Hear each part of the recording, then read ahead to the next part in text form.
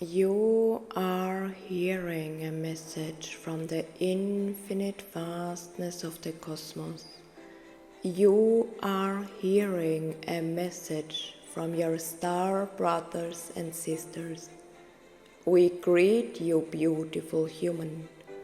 We allow ourselves to communicate with you. You have been called to us because we hear your questions, and it is possible that some of them will be answered today.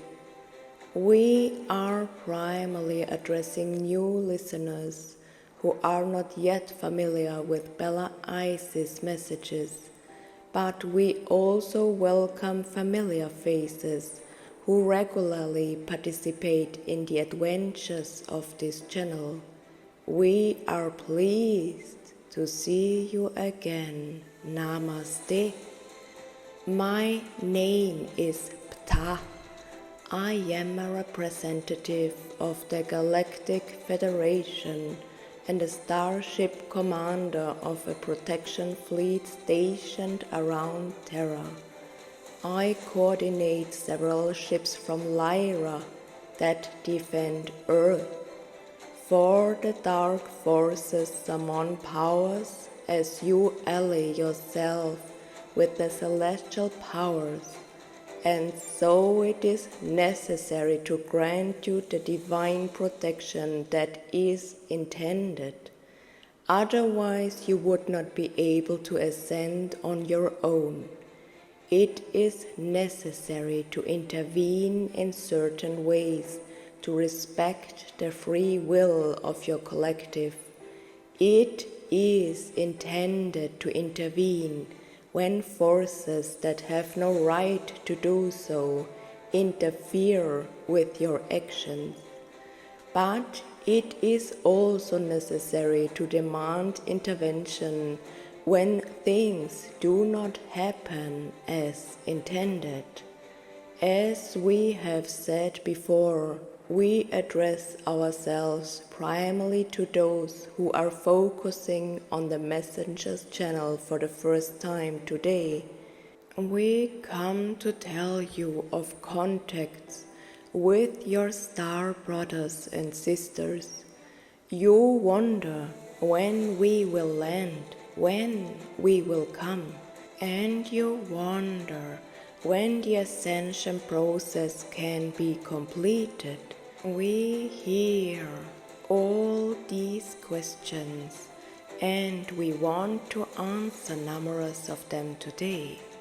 Today you will hear a message from the infinite realms, but we especially want to encourage new listeners to listen to Lyra's other contribution, so that you can be encouraged by how much you are actually already living in the new golden age. Today, we are concentrating on answering the questions you have sent out to us. If you are looking for cosmic adventures, we refer you to other contributions from the Messenger. You wonder when we will come. Dear humans, we have been here for a long time. We have walked among you for a long time. The ships are landing, but we are not appearing in public. This is not yet planned and would cause chaos in your world, as well as panic and misunderstanding among those who cannot yet see beyond the veil. We are here, dear human. There are extraterrestrials around you. Some even live among you. You wonder why things don't happen more quickly, why they take so long. Dear ones, for thousands of years the density has exerted its presence on Earth, and you have done so through your incarnations. A big bang can't happen and everything is different. That's not possible. You have the opportunity to transform your trained and coded systems and behaviors into light when they are no longer compatible with the new timeline.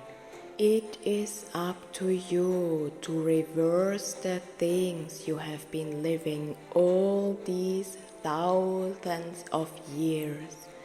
It is up to you to recognize all these events, to accept them, to forgive where necessary, and to transform all your actions into a structure of light. It is all up to you. You have the ability to turn all shadows into light. And so it is also a question of how long the ascension can take. That is also up to each individual. Everyone is responsible for the greater whole and is allowed to recognize this. This is called the process of awakening. This actually answers your inner questions. You can awaken yourself, and through your positive intentions and your insights, changes can happen. Why?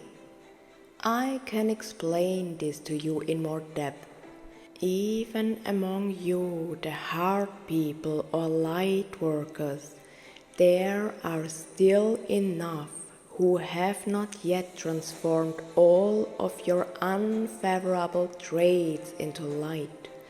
Many of you still harbor feelings of anger or incomprehension. Many of you still judge others or condemn the path of others. And now I ask you, if you still carry those unfavorable patterns, if you remain in incomprehension, anger, or resentment, how does that fit with the new earth vibration? You ask yourselves when you can enter paradise, but at the same time I ask you, how can you stay in paradise with such behavior? How is that possible?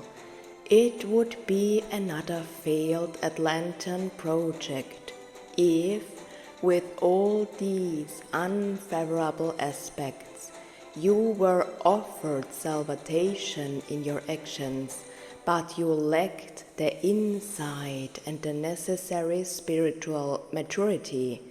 Atlantis was an age of wealth, prosperity, love, and understanding. It was paradise. Everything was in harmony with the All One.